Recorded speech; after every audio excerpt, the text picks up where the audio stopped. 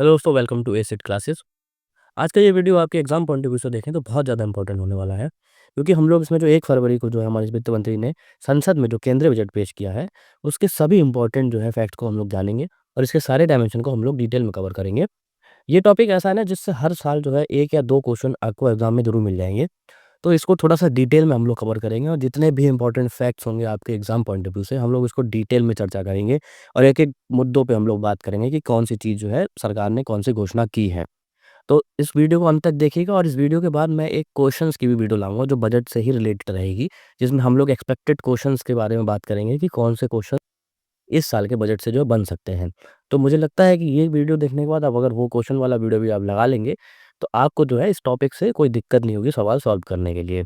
तो अब बिना किसी देरी के जो है वीडियो स्टार्ट करते हैं और देखते हैं कि इस साल के जो बजट है, उसमें हमारे जो परीक्षा दृष्टि से जो है क्या चीज़ इम्पोर्टेंट है पढ़ने के लिए। तो अब स्टार्ट करते हैं लेक्चर को। तो ये है यूनियन बजट हमारा, जो कि 1 फरवरी को हमारे वित्त मंत्री ने संसद में पेश किया है। तो अब थोड़ा-सा ना बजट के बारे में जनरल इन्फॉर्मेशन जान लेते हैं कि बजट एक्चुअली में है क्या? तो बजट जिसको ना हम लोग एनुअल फाइनेंशियल स्टेटमेंट कहते हैं, जिसको हम हिंदी में मैं बोलूँ तो वार्षिक वित्तीय विवरण कहा जाता है।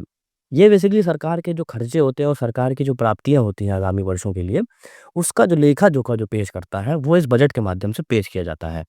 अगर हम संविधान की बात करते हैं, तो संविधान में बजट शब्द जैसा कोई भी नाम का ज़िक्र किया नहीं है हमारे संविधान में। बजट बेसिकली एक आम बोलचाल की भाषा में ये टर्म यूज़ किया जाता है कि बजट पेश किया गया है। बट अगर हम संवैधानिक दृष्टिकोण से देखें, तो बजट जैसा शब्द हमारे संविधान में कहीं भी यूज़ नहीं है। इसकी जगह पे जो टर्म यूज़ की जाती है हमारे संविधान में, वो होती है एनुअल फाइनेंशियल स्टेटमेंट, जिसको हिंदी में वार्षिक वित्तीय विवरण बोला जाता है। बजट जो है तैयार करता है, वो करता है डिपार्टमेंट ऑफ इकोनॉमिक अफेयर्स का जो बजट डिवीज़न होता है, ये जो डिपार्टमेंट आता है, वो आता है मिनिस्ट्री ऑफ फाइनेंस के अंतर्गत, ठीक है? तो बजट तैयार करने की ज़िम्मेदारी डिपार्टमेंट ऑफ इकोनॉमिक अफेयर्स की होती है। ये एक फैक्ट है इम्पोर्टेंट, याद रखिएगा। अब बात करते हैं इस साल के बजट की। तो इस साल का जो बजट है, वो 1 फरवरी 2025 को पेश किया है। हमारी वित्त मंत्री जो है निर्मला सीतारमण, उन्होंने हमारी संसद में ये बजट पेश किया है।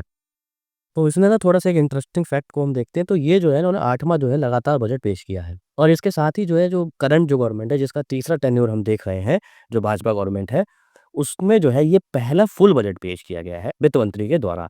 इससे जो पिछली साल जो पेश किया गया था, वो किया था इंटरिम बजट, क्योंकि वो इलेक्शन ईयर था, तो अंतरिम बजट पेश किया गया था। उसमें ऐसा कोई बड़े लेवल पे जो है डिमांड्स को और एक्सपेंडिचर को खर्चा नहीं दिखाया गया था। तो इसके अलावा जो है निर्मला सीतारमण जो है, ये बहुत ही बड़ी जो उपलब्धि हासिल करने के बहुत नज़दीक है। तो वो उपलब्धि क्या है? तो वो उपलब्धि है 10 बजट पेश करना। किसी भी वित्त मंत्री द्वारा जो है 10 बजट पेश किए जाने का रिकॉर्ड जो है, वो अभी हमारे जो प्राइम मिनिस्टर हैं फॉर्मर मोरारजी देसाई, उनके पास है ये रिकॉर्ड। उन्होंने ना ये जो है लगातार 6 बार पेश किया था बजट, जो कि 1959 से 1964 के बीच में किया था। उसके बाद उन्होंने 4 बजट और पेश किए हैं, जो कि 1967 से 1969 के बीच में उन्होंने ये पेश किए थे बजट। तो ये जो है रिकॉर्ड अभी उनके पास में है और निर्मला जी ने जो है लगातार 8वाँ बजट पेश कर दिया है। तो ये रिकॉर्ड तोड़ने की जो है वो रेस में सबसे आगे चल रही हैं। तो आपको क्या लगता है कि वो ये रिकॉर्ड जो है वो तोड़ पाएँगी या बराबरी कर पाएँगी? ये तो हमने जनरल ओवरव्यू जान लिया बजट के बारे में। अब देखते हैं कि बजट के साथ-साथ जो है कुछ डॉक्यूमेंट्स और जो है दिए जाते हैं हमारे संसद में। वो कौन-कौन से डॉक्यूमेंट हैं जो बजट के साथ पेश किए जाते हैं। इस तरीके का क्वेश्चन यूपीएससी में बन चुका है, ठीक है? एक क्वेश्चन आ चुका है यूपीएससी में, आप जाके प्रीवियस ईयर में देख सकते हैं। तो ये इम्पोर्टेंट थोड़ा-सा आपके लिए फैक्ट हो जाएँगे और थोड़े से डिटेल में हम इसको देख लेते हैं। तो इसके साथ ना एक तो एनुअल फाइनेंशियल स्टेटमेंट जो है पेश किया जाता है, जिसको हमने वार्षिक वित्तीय विवरण बोला है। इसको आर्टिकल 112 में जो है इस पे चर्चा की गई है संविधान के। वहीं अगर डिमांड्स फॉर ग्रांट्स की बात करते हैं, तो आर्टिकल 113 में जो है इस पे चर्चा की गई है। फिर उसके बाद जो है फाइनेंस बिल पेश किया जाता है, जो कि आर्टिकल 110 में है। अब यहाँ पे एक आपको डाउट आ रहा होगा आर्टिकल 117 को लेके कि वो भी तो इसी के बारे में बात करता है। तो आर्टिकल जो 117 है, वो स्पेशल प्रोविज़न बताता है फाइनेंस बिल के बारे में। फिर उसके बाद जो है एफआरबीएम जो एक्ट है 2003, ये फैक्ट है याद रखना, एफआरबीएम एक्ट कब आया? 2003 में आया है। उसके अंदर जो है ये फिस्कल पॉलिसी स्टेटमेंट जो है ये ज़रूरी है पेश करना। इसमें जो है मैक्रो इकोनॉमिक फ्रेमवर्क स्टेटमेंट होता है और मीडियम टर्म जो फिस्कल पॉलिसी स्ट्रेटजी स्टेटमेंट होता है, ये जो पेश किया जाता है। तो ये सारे जो फैक्ट हैं आपको याद रखना कि कौन-सा डॉक्यूमेंट बजट के साथ-साथ और पेश किए जा रहे हैं और इनके आर्टिकल भी ध्यान रखिएगा। तो ये सारी बातें हमने जो है बजट से रिलेटेड जाननी है। अब देखते हैं कि इस साल के बजट में क्या इम्पोर्टेंट है हमारे लिए, हमको क्या पढ़ना है और किस तरीके से क्वेश्चन बन सकते हैं एग्ज़ाम पॉइंट ऑफ व्यू से अगर देखें। तो अगर हम टोटल साइज़ की बात करते हैं, यानी कि अगर टोटल एक्सपेंडिचर जो सरकार कर रही है इस साल के बजट में, उसकी अगर डेटा देखें तो वो है 50,65,345 करोड़। ये डेटा आपको याद होना चाहिए। इस तरीके से क्वेश्चन स्टेट पीसेस में तो बनने के बहुत चांसेस रहते हैं कि टोटल अमाउंट पूछ लेता है कितने करोड़ का बजट पेश किया जा रहा है। और फिर उसके बाद अगर हम थीम देखते हैं बजट की इस साल के, तो बजट का थीम है सबका विकास। ये भी बहुत इंपॉर्टेंट चीज़ है। ये दोनों फैक्ट तो आपको याद होने ही चाहिए। एग्ज़ाम में इस तरीके से क्वेश्चन बनाता है हर बार। इसके बाद जो है सरकार जो है वो कुछ एरियाज़ उनने बताए हैं या कुछ डोमेन्स उनने बताए हैं जहाँ पे वो काम करना चाह रही है। तो 6 डोमेन उनने बेसिकली बताए हैं, तो वो 6 डोमेन कौन-कौन से हैं? तो पहला है टैक्सेशन, फिर है पावर सेक्टर, उसके बाद अर्बन डेवलपमेंट वो करना चाहती है सरकार, फिर माइनिंग सेक्टर में जो है वो डेवलपमेंट करना चाहती है। इसके बाद फाइनेंशियल सेक्टर है और रेगुलेटरी रिफॉर्म्स वो सरकार करना चाहती है। तो ये 6 डोमेन जो है, जिस पे जो है सरकार काम करना चाह रही है और जिससे जो है एक इंक्लूसिव ग्रोथ की बात वो कर रही है। इसके बाद अगर बात करते हैं तो डेवलपमेंट की जर्नी की यहाँ पे बात की है हमारे वित्त मंत्री ने। तो डेस्टिनेशन क्या है, यानी कि हमारा जो गंतव्य क्या है वो है विकसित भारत। हमारे देश को विकसित भारत बनाना एक गंतव्य है। उसके लिए क्या ज़रूरी है? तो उसके लिए सबसे ज़रूरी है इंक्लूसिविटी, यानी कि समावेशी विकास। समावेशी विकास का मतलब ये हुआ कि सभी जो क्षेत्र हैं उनका एक साथ विकास करेंगे, तब हम लोग विकसित होंगे। क्योंकि सरकार का विज़न है 2047 तक देश को जो है विकसित भारत के रूप में बनाना है। तो इसी को लेके इन्होंने बात करी है और इसमें जो है फ्यूल का काम कौन करेगा? जो हमारा जो जर्नी है विकसित भारत की, तो उसमें हमारा फ्यूल का काम करेगा रिफ़ॉर्म्स। यानी कि अगर हम बदलाव करते रहेंगे, चेंजेस करते रहेंगे और रिफ़ॉर्म जो ज़रूरी हैं, वो अगर हम करते रहेंगे तो हम लोग अपने गंतव्य जो कि विकसित भारत है, उस तक हम लोग लक्ष्य प्राप्ति के लिए बढ़ जाएँगे। और इसके बाद जो है इन्होंने 4 इंजन की बात करी है, जो कि मेन जो है हमारे इस बार के बजट का मेन मुद्दे हैं। क्योंकि इसी के अराउंड जो है वित्त मंत्री जी का जो भाषण था, वो रहा है और 4 इंजन की उन्होंने खूब ज़्यादा बात करी है। उसमें कई सारी चीज़ों को बताया भी है कि क्या-क्या चीज़ें वो डेवलप करेंगी। तो वो 4 इंजन कौन से हैं, ये बहुत इम्पोर्टेंट फैक्ट है। इस तरीके से क्वेश्चन आपको बनाएगा कि 3 दे सकता है, चौथा गलत दे दे ऑप्शन में, आपको छाँटना होगा कि कौन-सा नहीं है। तो 4 इंजन की अगर हम बात कर लें तो पहला है एग्रीकल्चर, उसके बाद है एमएसएमई, तीसरा है इन्वेस्टमेंट और चौथा है एक्सपोर्ट। तो 4 इंजन के नाम आप जो है ज़रूर याद रखिएगा, ये इम्पोर्टेंट हो जाएगा आपके लिए। इसके बाद जो है सरकार की जो प्रतिबद्धता है वो और भी चीज़ों को लेके है कि ये 4 इंजन पे तो हम बात करेंगे ही, लेकिन इनके अलावा भी हम क्या कर सकते हैं? तो इसके अलावा अगर हम बात करें क्षेत्रों की, तो ज़ीरो पॉवर्टी पे काम करना है सरकार को, यानी कि किसी भी तरीके की कोई गरीबी नहीं होनी चाहिए हमारे देश में। इसके बाद जो 100% जो है गुड क्वालिटी स्कूल एजुकेशन, यानी कि जो है एजुकेशन पे जो है सरकार यहाँ पे बात कर रही है। उसके बाद जो है access to high quality, affordable and comprehensive health care, यानी कि हेल्थ सेक्टर पे यहाँ पे सरकार की बात कर रही है। ये तो हो गया पॉवर्टी, फिर एजुकेशन पे बात करी है, उसके बाद जो है हेल्थ पे काम करने की बात करी है। उसके बाद जो देखिए चौथा जो है वो है 100% skilled labour with meaningful employment, यानी कि फिर यहाँ पे एम्प्लॉयमेंट की बात चल रही है कि स्किलफुल लेबर होना चाहिए, उनके बाद एक उनके हिसाब का काम मिलना चाहिए। ऐसा नहीं आपके अंदर बहुत स्किल है लेकिन आपको काम वैसा नहीं मिल रहा है। तो एम्प्लॉयमेंट की यहाँ पे बात करी गई है। फिर इसके बाद जो है 5वां देखते हैं, तो वो कह रहा है कि 70% वुमेन जो है इन इकोनॉमिक एक्टिविटीज़, यानी कि 70% महिलाओं को जो है आर्थिक गतिविधियों में लाना इनका एक प्रयास रहेगा, जो कि यहाँ पे महिलाओं के सशक्तिकरण की बात की गई है कि वुमेन एम्पावरमेंट भी करेंगे। इसके बाद जो है फार्मर्स जो है making our country the food basket of the world, यानी कि जो किसानों की यहाँ पे बात करी है, एग्रीकल्चर की बात करी है, यानी कि किसान जो है हमारे देश को खाने के कटोरे के रूप में विकसित करने की तरफ अग्रसर हैं। तो यहाँ पे उनके डेवलपमेंट की बात करी गई है। एक चीज़ और इम्पोर्टेंट मैं बता दूँ कि ये सारे जो टारगेट हैं, ये बेसिकली एसडीजी टारगेट के अंदर भी आते हैं। आपको पता होना चाहिए एसडीजी जो लक्ष्य हैं, वो कौन से नंबर के एसडीजी की बात चल रही है, जहाँ पे पॉवर्टी और एजुकेशन की, तो इस तरीके से क्वेश्चन भी रिलेट करके आपसे पूछ सकता है। तो उस पे भी थोड़ा-सा आप ध्यान रखिएगा कि एसडीजी लक्ष्य में कौन-सी चीज़ों पे कहाँ बात की गई है। अब आगे चलें तो आगे यहाँ पे जो है एक जनरल ओवरव्यू लेते हैं कि बजट 2025-26 में कौन से डेटा ज़्यादा इम्पोर्टेंट हो जाएगा हमारे लिए परीक्षा दृष्टि से देखें। तो टोटल एक्सपेंडिचर की अगर हम बात करते हैं, तो गवर्नमेंट ने जो है 50,65,345 करोड़ रुपए खर्च किया है। अब ये डेटा तो आपको याद होना ही होना चाहिए, हर हालत में। इसको आप लिख के रख सकते हैं कि सरकार के अगर टोटल खर्चे की हम बात करें, तो वो है 50,65,345 करोड़ रुपए यहाँ पे सरकार ने खर्चा किया है। इसकी अगर बात करें तो ये 7.4% ज़्यादा है, पिछले साल की तुलना में। अगर हम 2024-25 के जो है बजट की बात करते हैं, तो उससे जो है 7.4% अधिक खर्चा किया है सरकार ने इस साल। तो ये फैक्ट भी याद रखिएगा। इसके बाद रेवेन्यू एक्सपेंडिचर की अगर हम बात करते हैं, यानी कि राजस्व व्यय जिसको हिंदी में बोलते हैं, तो वो 6.7% सरकार ने इस साल बढ़ाया है। और कैपिटल एक्सपेंडिचर की बात करें, यानी पूंजीगत व्यय की बात करते हैं, तो वो 10.1% बढ़ाया है। तो एक्सपेंडिचर जो है सरकार ने पिछले साल की तुलना में बढ़ाया है। इस बार कोई कमी नहीं की है लास्ट साल की तुलना में। तो टोटल एक्सपेंडिचर याद रखें तो 7.4% बढ़ा है पिछले साल की तुलना में। रेवेन्यू एक्सपेंडिचर हमारा 6.7% बढ़ा है और कैपिटल एक्सपेंडिचर जो है 10.1% इसमें बढ़ा है। ठीक है? इसकी पीडीएफ मैं आपको अपने टेलीग्राम पे प्रोवाइड करा हुआ, डिटेल में उसको वहाँ से पढ़ लेना। बस अभी जो है थोड़ा-सा समझने के लिए ये ज़रूरी है कि आप जितनी बार सुनोगे डेटा तो आपको याद होगा डेटा। फिर अगर टोटल रिसीट की बात कर लें यानी कि सरकार को प्राप्तियाँ कहाँ से कितनी हो रही हैं, तो अगर हम बोरोइंग को हटा दें, तो कितना है अमाउंट इसका 34,96,409 करोड़ की टोटल रिसीट है। ये जो है 11.1% हायर देन 2024-25 यानी कि 2024-25 से जो है ये 11.1% ज़्यादा है। अब स्टेट को कितना ट्रांसफ़र किया जा रहा है क्योंकि हर साल जो हम देखते हैं जो केंद्र संबंध के जो दृष्टिकोण से अगर हम देखें, तो करों का कुछ हिस्सा जो है वो राज्यों के साथ भी शेयर किया जाता है। तो इस बार जो है कितना जो है सरकार जो है हमारी केंद्र सरकार वो राज्यों के साथ शेयर कर रही है। तो वो टोटल जो अमाउंट है वो है 25,59,764 रुपए। वो जो है राज्यों के साथ शेयर करेगी और ये जो है 12.5% का हाइक है इसमें। यानी कि पिछले साल की तुलना में 12.5% जो है बढ़ाया गया है। तो ये इम्पोर्टेंट फैक्ट है। तो बेसिकली ये है अभी तक हमने जितने भी डेटा देखे, तो वो सारा जो डेटा है वो बड़ा है पिछले साल की तुलना में। हर एस्पेक्ट में जो है सरकार ने इस बार ज़्यादा चीज़ें की हैं। अब जो है घाटे की बात कर लेंगे, घाटों में जो है सरकार के क्या टारगेट रखे हैं। तो रेवेन्यू डेफ़िसिट की अगर बात करते हैं तो 1.5% रखा है जीडीपी का, ठीक है? उसके बाद जो है हम फिस्कल डेफिसिट यानी कि राजकोषीय घाटे की बात करें बहुत इंपॉर्टेंट चीज़ हो जाएगी। ये रखा है 4.4% इस साल के लिए। टारगेट रखा है उन्होंने सरकार ने। अब जो है आगे बढ़ें तो इंपॉर्टेंट ट्रेंड्स देख लेते हैं कि भई रिसीट में जो है क्या उतार-चढ़ाव आया हमारे सरकार के द्वारा। और उसमें जो है बेसिकली एक तरफ आपको रेवेन्यू रिसीट दिख रही होंगी, फिर यहाँ पे कैपिटल रिसीट्स हैं, ठीक है? तो इस बार जो है वो टोटल के रेवेन्यू रिसीट की बात करते हैं तो वो है 34.2 करोड़ रुपए, ठीक है? वहीं अगर हम लोग जो है कैपिटल रिसीट की बात करते हैं तो वो है 16.4 करोड़ रुपए। इसमें जो है ट्रेंड्स की यदि बात कर लें तो ये पिछले 2023-24 का अगर डेटा देखें तो यहाँ से थोड़ा-सा बढ़ा है 2024-25 के एस्टिमेट में, बट एक्चुअल डेटा में थोड़ा-सा यहाँ पे कम हुआ। तो इस साल जो है उन्होंने थोड़ा-सा ज़्यादा एक्सपेक्ट किया है कि हमारा रेवेन्यू रिसीट जो है वो थोड़ा-सा बढ़ेगा। वहीं कैपिटल रिसीट की बात कर लेते हैं, तो 2023-24 में जो है वो 17.1 था।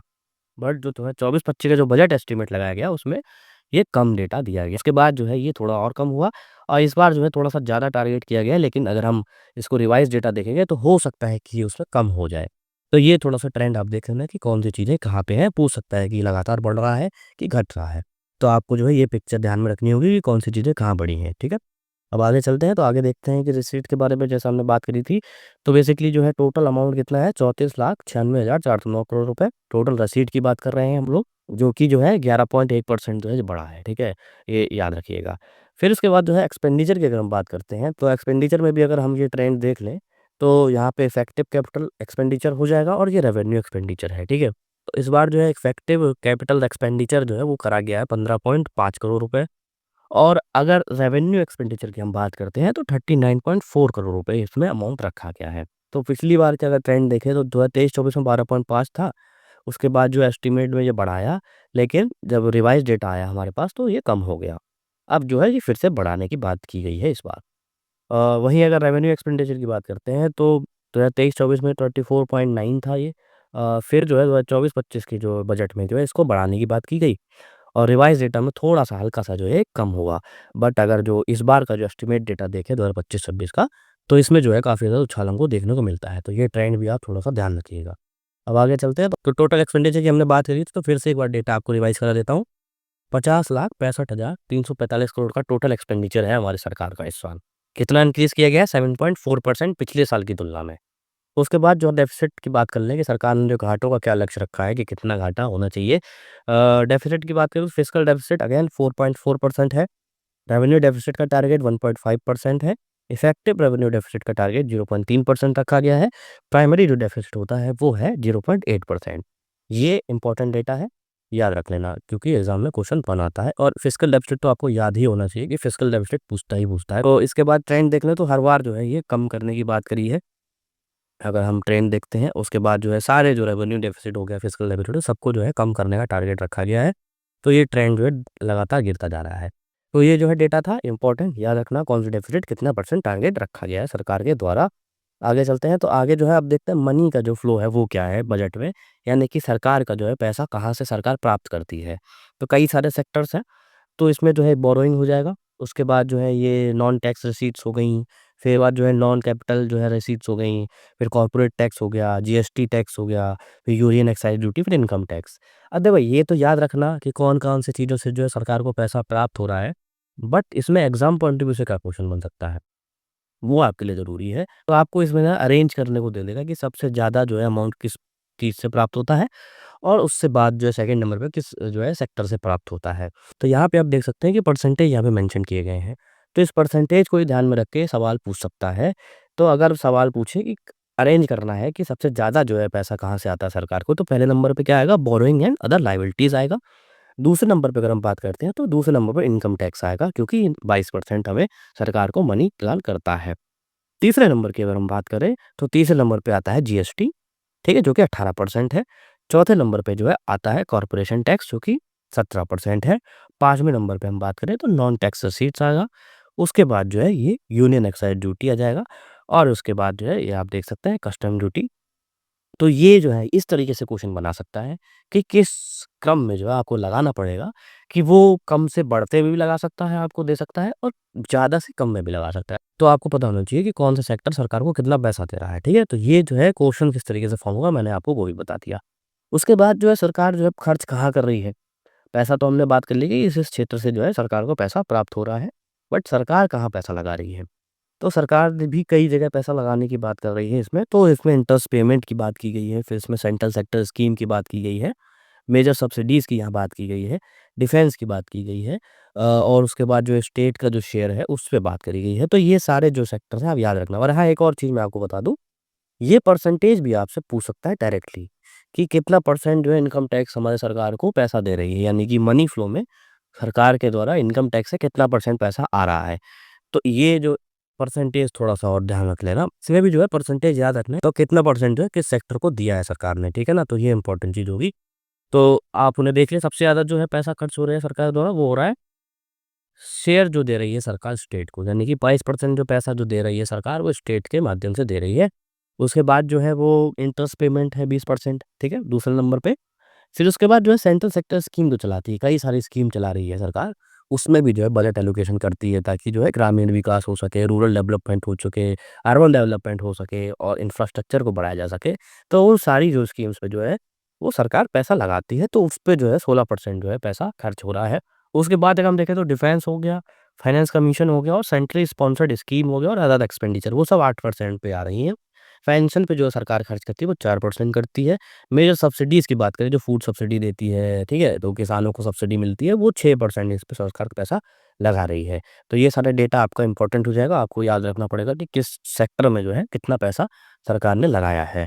आगे चलते हैं, तो आगे देखते हैं कि अब मेजर एक्सपेंडिचर किस आइटम पे हुआ है, यानी कि सरकार जो है किस चीज़ों को जो है खरीदने में ज़्यादा पैसा लगा रही है, किस सेक्टर में ज़्यादा पैसा लगा रही है।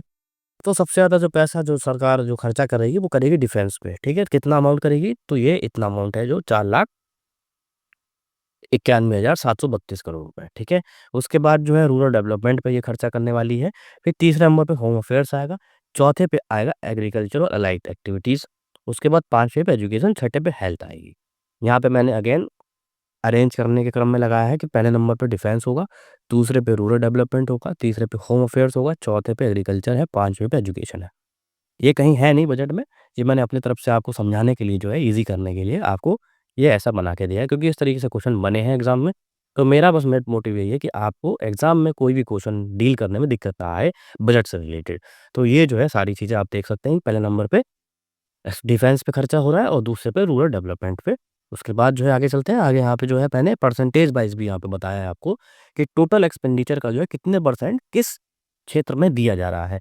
तो हमको पता है हमारा टोटल एक्सपेंडिचर कितना है, 50,65,345 करोड़ रुपए है। तो उसका अगर हम अमाउंट देखें तो 9.7% जो खर्चा है वो डिफेंस में किया जा रहा है, टोटल एक्सपेंडिचर का।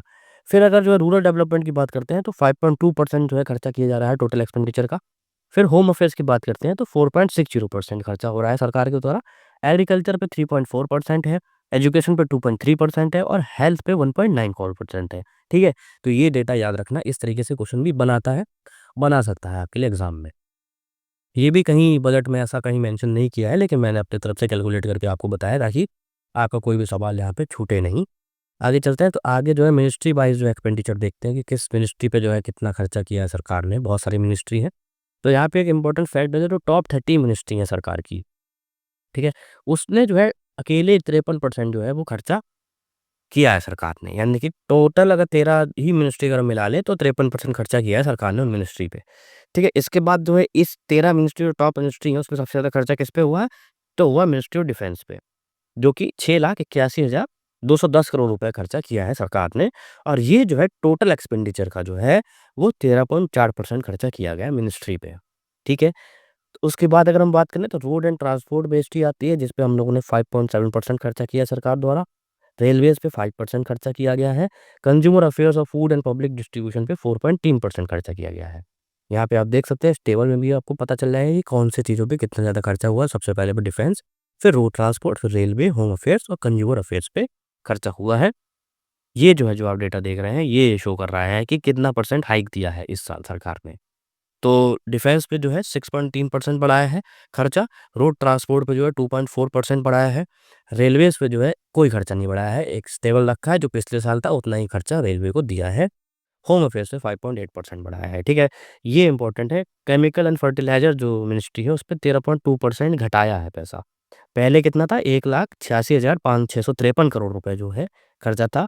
इस बार जो दिया है वो 1,61,965 करोड़ रुपए दिया है इस मिनिस्ट्री को सरकार द्वारा। तो आगे चलते हैं, आगे देखते हैं कि कौन से मिनिस्ट्री को जो है इसमें क्रोनोलॉजी में जो है लगा सकते हैं अरेंज करने के लिए, तो वो मैंने फिर से मेंशन कर दिया है यहाँ पे।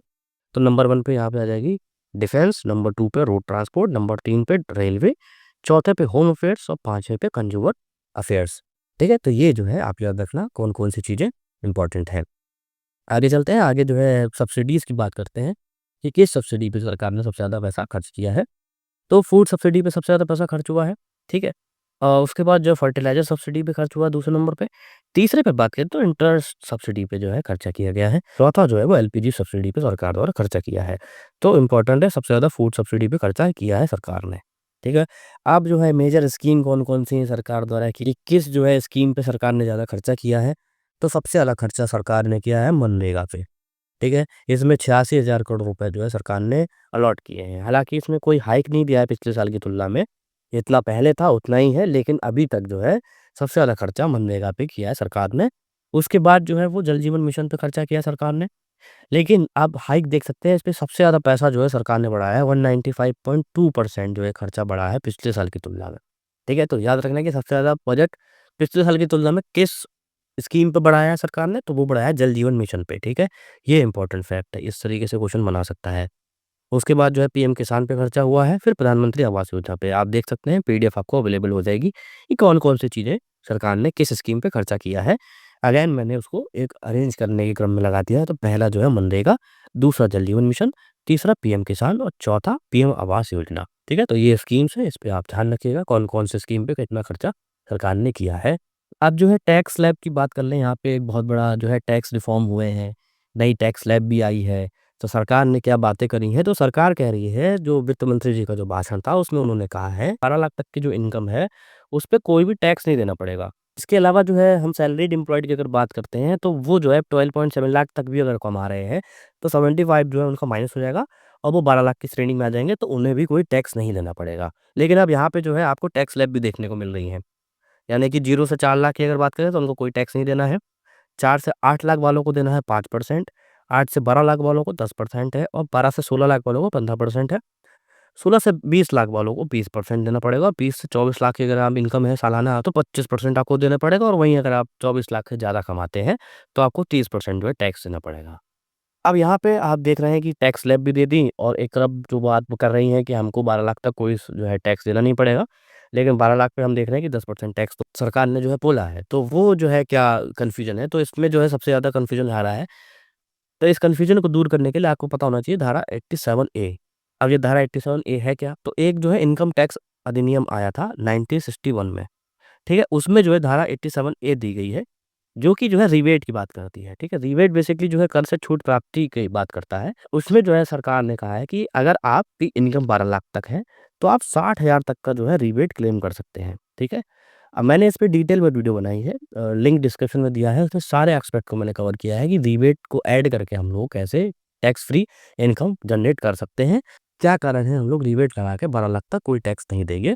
तो इसलिए जो है यहाँ पे आपको धारा 87 ए याद रखनी है कि जो अमाउंट है रिबेट का वो 60,000 है। तो अगर हम कैलकुलेट करेंगे जो है हमारे टैक्स को, तो वो राशि भी 60,000 आएगी और रिबेट की राशि भी 60,000 है। तो अगर हम उसको माइनस कर देंगे, तो हमें कोई भी टैक्स नहीं देना पड़ेगा। तो ये जो है चीज़ें इम्पोर्टेंट थी, मैंने आपको बता दी। अब थोड़ा-सा देखते हैं डायरेक्ट टैक्स रिफॉर्म्स की बात कर लेते हैं। तो टैक्स डिडक्शन लिमिट थी जो सीनियर सिटीज़न की, वो डबल कर दी है। वो 50,000 से कर दिए 1 लाख, ठीक है? इसके बाद जो है वो एक्सटेंशन लिमिट जो है, जो फ़ाइल करने की रिटर्न्स, उसको बढ़ा दिया गया है, जो कि 2 साल से 4 साल कर दी गई है। तो ये सारे इम्पोर्टेंट फैक्ट आप याद रखना। अब समझते हैं जो 4 इंजन की जो सरकार ने बात करी है वो कौन-कौन से हैं। तो 4 इंजन हमने शुरुआत में बात करी थी, तो वो थे एग्रीकल्चर, दूसरा था एमएसएमई, तीसरा था इन्वेस्टमेंट और चौथा था एक्सपोर्ट, ठीक है? तो एक-एक करके इसको डिटेल में समझेंगे कि कौन-कौन सी बातें जो है घोषणाएँ इसमें की गई हैं, जो कि एग्ज़ाम पॉइंट ऑफ व्यू से बहुत ज़्यादा इम्पोर्टेंट हो जाएँगी हमारे लिए। तो सबसे पहले अगर बात करते हैं एग्रीकल्चर जो पहला इंजन है, तो इसमें जो है प्रधानमंत्री धन धान्य कृषि योजना, डेवलपिंग एग्री डिस्ट्रिक्ट प्रोग्राम की यहाँ पे बात करी गई है। कि एक प्रोग्राम लॉन्च किया जाएगा। अब वो क्या प्रोग्राम है, तो बेसिकली ये जो है ना, जो सरकार का जो एस्पिरेशनल डिस्ट्रिक्ट प्रोग्राम चल रहा है, ठीक है? उससे मोटिवेटेड है।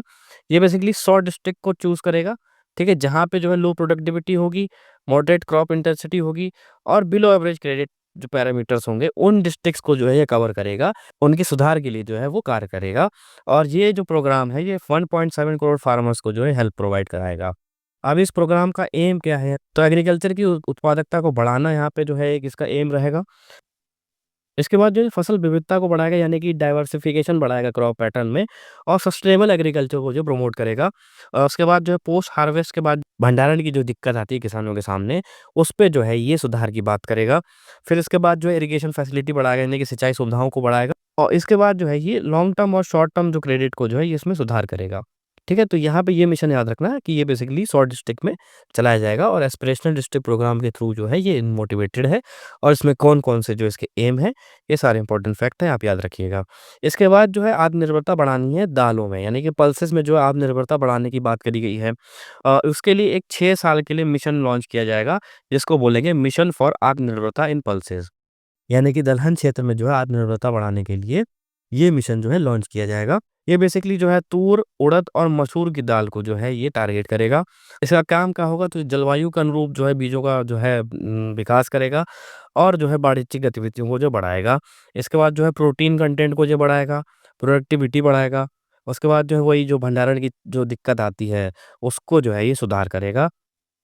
और जो है किसानों को जो उचित दाम प्रोवाइड कराएगा, क्योंकि उनकी जो फसल की जो खरीद है, उसको जो है ये उचित दाम में प्रोवाइड कराने की बात करता है। फिर उसके बाद जो है comprehensive program for vegetable and fruits को चलाने की बात करी गई है, जो कि प्रोडक्शन और एफिशिएंट सप्लाइज को जो है प्रमोट करेगा वेजिटेबल और फ्रूट्स के डेवलपमेंट के लिए। और एक मखाना बोर्ड की जो है बिहार में बात करी है, इंपॉर्टेंट क्वेश्चन हो जाएगा कि कहाँ पे बात करी गई है। तो ये जो है मखाना बोर्ड सेटअप किया जाएगा बिहार में, ठीक है? इसकी जो बात करी गई है वित्त मंत्री द्वारा। बेसिकली जो है ये ट्रेनिंग प्रोवाइड कराएगा किसानों को कि किस तरीके से जो है मखाने के जो फार्मर्स हैं, उनको जो है ये ट्रेनिंग प्रोवाइड कराएगा, ताकि जो है सबसे ज़्यादा जो है वो प्रोडक्टिविटी बढ़ा सकें और अच्छे से अच्छे जो है वो लाभ प्राप्त कर सकते हैं। इसके बाद जो है नेशनल मिशन और हाई यील्डिंग सीड्स की बात करी गई है। अब ये मिशन क्या बात करता है, तो ये अनुसंधान को जो है बढ़ाएगा, रिसर्च इकोसिस्टम को यहाँ पे जो बढ़ाएगा। उसके बाद जो है ये जलवायु अनुरूप जो बीज होते हैं, जिससे उनके जो है कीटों से जो है वो उनका जो है नुकसान ना हो और जो है उच्च पैदावार बढ़े, उसको जो है ये प्रमोट करेगा और उनकी जो है पैदावार को बढ़ाएगा। और उसके बाद जो है जुलाई जो 2024 के बाद से जो 100 बीजों की जो बात करी गई है, उनकी जो अवेलेबिलिटी जो है वाणिज्यिक रूप से कराने की यहाँ पे बात कर रहे हैं सरकार द्वारा। फिर जो है मिशन फॉर कॉटन प्रोडक्टिविटी, एक और मिशन यहाँ पे लॉन्च किया जाएगा, जो कि कपास यानी कि कॉटन की जो है प्रोडक्टिविटी को जो है बढ़ाने वाला है। ये बेसिकली जो है 5 साल का मिशन होगा, जो कि इम्प्रूव करेगा प्रोडक्टिविटी को, सस्टेनेबिलिटी को और जो है एक्स्ट्रा लॉन्ग जो स्टेपल कॉटन वैराइटीज़ होती हैं, उसको जो है ये प्रमोट करने वाला है। ये बेसिकली जो है सरकार के 5 वेब विज़न के थ्रू जो है ये अलाइन करेगा, जिसमें जो है टेक्सटाइल सेक्टर इम्प्रूव करेगा अपनी जो इनकम को, और यहाँ इसके जो फार्मर्स हैं वो अपनी प्रोडक्टिविटी को अच्छे से बढ़ा सकते हैं। तो कॉटन के लिए एक मिशन यहाँ पे लॉन्च किया गया है। फिर जो एनहांस करेगा क्रेडिट थ्रू केसीसी को, यानी कि जो किसान क्रेडिट कार्ड स्कीम चल रही है, उसके द्वारा जो साख यानी कि जो क्रेडिट मिलता है किसानों को, उसको जो है यहाँ बढ़ाने की बात करी गई है। अब जो है जी राशि जो है 3 लाख से जो है ये 5 लाख कर दी गई है। तो किसान जो है वो केसीसी के थ्रू लोन ले सकते हैं। 5 लाख की राशि तक का लोन यहाँ पे प्रोवाइड कराया जा सकता है किसानों को। उसके बाद जो है एक यूरिया प्लांट लगाया जाएगा असम में, ठीक है? अब आगे जो है वो एमएसएमई सेक्टर की बात कर लेते हैं, जो कि दूसरा हमारा इंजन है, जिसकी बात जो है सरकार ने करी है। तो एमएसएमई के अंदर से क्लासिफिकेशन क्राइटेरिया को बदला गया है। ये क्वेश्चन आ चुका है यूपीएससी में भी, आप जाके देख सकते हैं प्रीवियस ईयर में, तो आने के चांसेस बन सकते हैं इस बार भी। तो इसका जो क्राइटेरिया जो चेंज किया है वो क्या किया है, तो अभी करंट की बात करते हैं, तो जिसका इन्वेस्टमेंट 1 करोड़ तक का होता है, उसको माइक्रो एंटरप्राइजेस बोल सकते हैं, और टर्नओवर अगर 5 करोड़ तक का है, ठीक है? लेकिन अब ये रिवाइज़ कर दिया गया है। अब जो है इन्वेस्टमेंट इसमें 2.5 करोड़ होना चाहिए और टर्नओवर 10 करोड़ होगा, तो वो माइक्रो एंटरप्राइजेज़ के श्रेणी में आएगा। उसके बाद अगर स्मॉल एंटरप्राइजेज़ की बात करते हैं, करंट में जो है 10 करोड़ का जो है इन्वेस्टमेंट की बात करी गई है, और टर्नओवर की बात करी गई है 50 करोड़ का। बट इसको चेंज कर दिया गया है, अब 25 करोड़ जो है इन्वेस्टमेंट होगा, और 100 करोड़ अगर वो टर्नओवर करती है कोई भी कंपनी, तो वो स्मॉल एंटरप्राइजेज़ में आएगी। फिर इसके बाद मीडियम एंटरप्राइज़ की बात करते हैं, तो पहले जो था वो 50 करोड़ इन्वेस्टमेंट था और 250 करोड़ का टर्नओवर माना जाता था। बट अभी करंट में जो रिवाइज़ किया गया है वो किया गया 125 करोड़ का इन्वेस्टमेंट होना चाहिए और 500 करोड़ का टर्नओवर होना चाहिए। तो ये जो है सारे फैक्ट आप याद रखना कि एमएसएमई की जो क्राइटेरिया है उसको चेंज किया गया है। तो अब करंट में क्या है, तो स्टेटमेंट के थ्रू भी दे सकता है कि जो है 50 करोड़ की जो अगर टर्नओवर वाली जो कोई भी एंटरप्राइज़ेस है, तो हम उसको मीडियम प्राइजेस में रखा जाएगा। तो ये जो है स्टेटमेंट इस तरीके से मोल्ड कर सकता है आयोग के द्वारा, तो आप इसको थोड़ा-सा ध्यान से पढ़िएगा। फिर इसके बाद जो है credit card for micro enterprises की बात कर लें, तो यहाँ पे इंट्रोड्यूस किया जाएगा कस्टमाइज़्ड क्रेडिट कार्ड, जो कि 5 लाख की लिमिट पे होगा माइक्रो एंटरप्राइजेस के लिए, ठीक है? और ये रजिस्टर होगा उद्यम पोर्टल के थ्रू। तो ये जो है इम्पोर्टेंट फैक्ट है, याद रखना। इसके बाद जो है scheme for the first time entrepreneurs के लिए बात करी गई है। यहाँ पे जो है एक न्यू स्कीम लॉन्च की जाएगी, जो कि 5 लाख महिलाओं को जो होंगी शेड्यूल कास्ट और शेड्यूल ट्राइब्स की, जो कि फर्स्ट टाइम एंटरप्रेन्योर हैं, उनको प्रमोट करने की इसमें बात करी गई है। इसमें जो है बेसिकली 2 करोड़ तक का जो है ये लोन प्रोवाइड कराया टर्म लोन होगा, जो कि 5 साल के लिए आपको मिलेगा। बेसिकली ये मिशन जो है स्टैंड अप इंडिया जो स्कीम थी, उससे मोटिवेटेड है, और उसी से जो है इंस्पिरेशन लेके जो है इस तरीके की स्कीम लॉन्च करने की इस बजट में बात करी गई है। फिर जो है फूड प्रोसेसिंग को सपोर्ट की बात करी गई है। इसकी जो है स्थापना बिहार में की जाएगी। तो बिहार में मखाना बोर्ड की स्थापना की जा रही है, और जो national institute of food technology है, इसकी स्थापना भी बिहार में करने की बात करी गई है। ये बेसिकली जो है एनहांस करेगा फार्मर की जो है इनकम को, और जो स्किल प्रोवाइड कराएगा यूथ को, उनके जो है स्किल को जो है ये एनहांस करेगा। फिर आगे चलते हैं, आगे क्या बात करेंगे, अब इन्वेस्टमेंट की बात करते हैं। तो तीसरा जो हमारा इंजन है वो है इन्वेस्टमेंट, ठीक है? तो इसमें क्या-क्या बात करी गई है, तो पहले इन्वेस्टिंग इन पीपल की बात करते हैं, तो यहाँ पे सक्षम आंगनवाड़ी और पोषण 2.0, ठीक है? तो सक्षम आंगनवाड़ी और पोषण 2.0 प्रोग्राम जो है वो न्यूट्रिशन सपोर्ट को बढ़ाएगा, जो कि 8 करोड़ से ज़्यादा चिल्ड्रन और 1 करोड़ से प्रेग्नेंट वुमेन जो लैक्टेटिंग है, यानी कि जो दूध पिला रही हैं अभी बच्चों को, उनको जो है ये न्यूट्रिशन प्रोवाइड कराने की बात कर रहा है। फिर इसके बाद जो है भारतीय भाषा पुस्तक स्कीम की जो है बात करी गई है। ये बेसिकली डिजिटल फॉर्म में जो है इंडियन लैंग्वेज में जो बुक्स होती हैं, उनका जो है एक लाइब्रेरी बनाएगा। जो स्कूल और हायर एजुकेशन की जो बुक्स होंगी, उसको जो है ये प्रमोट करेगा, और ये बेसिकली जो है हेल्प करेगा स्टूडेंट्स को, जो कि अपने सब्जेक्ट को मजबूत बनाने के लिए उनको काफ़ी ज़्यादा हेल्प होने वाली है। फिर इकोनॉमी में इन्वेस्टमेंट की बात करते हैं, तो एसेट मोनेटाइजेशन प्लान जो है 2025 से 30 लाने की बात करी गई है। जो बेसिकली जो है पहला जो फर्स्ट एसेट मोनेटाइजेशन प्रोग्राम था, वो 2021 में जो है अनाउंस किया गया था। अब जो है सेकंड लॉन्च किया गया है, वो है 2025 से 2030 तक। इसका जो है आपसे टाइम पूछ सकता है कि सेकंड जो मोनेटाइजेशन जो है प्लान जो है, उसकी अवधि कितनी है? तो 2025 से लेके 2030 तक जो है इसको लॉन्च किया गया है। बेसिकली जो है ये 10 लाख करोड़ के जो न्यू प्रोजेक्ट्स की बात करता है। इसके बाद देखें तो न्यूक्लियर एनर्जी मिशन फॉर विकसित भारत के लिए जो है न्यूक्लियर एनर्जी मिशन की बात करी गई है। तो ये जो है डेवलपमेंट करेगा 100 गीगावाट जो टारगेट है सरकार का 2047 तक, उसकी प्रतिबद्धता को जो है देखते हुए ये मिशन की बात करी गई है। ये मिशन जो है वो 5 जो है स्मॉल मॉड्यूलर रिएक्टर्स जो हैं, वो इंडिजीनियसली डेवलप करने की बात कर रहा है ईयर 2033 तक, ठीक है? तो ये ईयर याद रखना कब तक, 2033 तक इसको डेवलप करने की बात करी गई है। फिर जो है ग्रीनफ़ील्ड एयरपोर्ट बात करी गई है, बिहार में जो है डेवलप किया जाएगा। तो बिहार के लिए जो हमने काफ़ी सारी इंपॉर्टेंट चीज़ें याद रखनी, मखाना बोर्ड की जो है स्थापना भी बिहार में ही की जाने की बात करी गई है। अब आगे बढ़ते हैं, आगे क्या कह रहा है, तो इन्वेस्टमेंट इन इनोवेशन की बात करते हैं। तो deep tech funds of funds की बात यहाँ पे की गई है। बेसिकली स्टार्टअप कल जनरेशन को जो है प्रमोट करने के लिए इस तरीके की फंड की बात करी गई है। फिर नेशनल जियो स्पेशल मिशन की बात करी गई है, जो कि जियो स्पेशल इंफ्रास्ट्रक्चर का जो फाउंडेशन जो है ये तैयार करेगा। फिर जो है वो ज्ञान भारतम मिशन की बात करी गई है, जो कि हमारी जो मैन्युस्क्रिप्ट्स हैं हेरिटेज, उनके सर्वे की और उनके डॉक्यूमेंटेशन की बात करता है, जिससे कि जो है हमारे कल्चर को प्रमोशन मिल सकता है। अब जो है वो चौथे इंजन की बात कर लेते हैं, जो कि एक्सपोर्ट है। इसमें देख लिए कौन-कौन सी चीज़ें इंपॉर्टेंट हो जाएँगी हमारे लिए। तो एक एक्सपोर्ट प्रमोशन मिशन की यहाँ पे बात करी गई है, जिससे जो है निर्यात ऋण और जो क्रॉस बॉर्डर फैक्टरिंग होती है, उसमें जो है सहायता मिलेगी। फिर इसके बाद भारत ट्रेड नेट की बात करी गई है। ये बेसिकली जो वित्त पोषण समाधानों के लिए एकीकृत प्लेटफ़ॉर्म क्रिएट किया जाएगा। ये बेसिकली जो है ट्रेड डॉक्यूमेंटेशन और जो वित्तीय समाधान से रिलेटेड जो समस्याएँ आती हैं हमारे सामने, उसके जो है समाधान की ये बात करता है। उसके बाद जो है नेशनल फ्रेमवर्क फॉर जीसीसी की बात करी है, जो कि जो है ग्लोबल कैपेबिलिटी जो सेंटर्स जो है इमर्जिंग टियर 2 सिटीज़ में बनाएगा।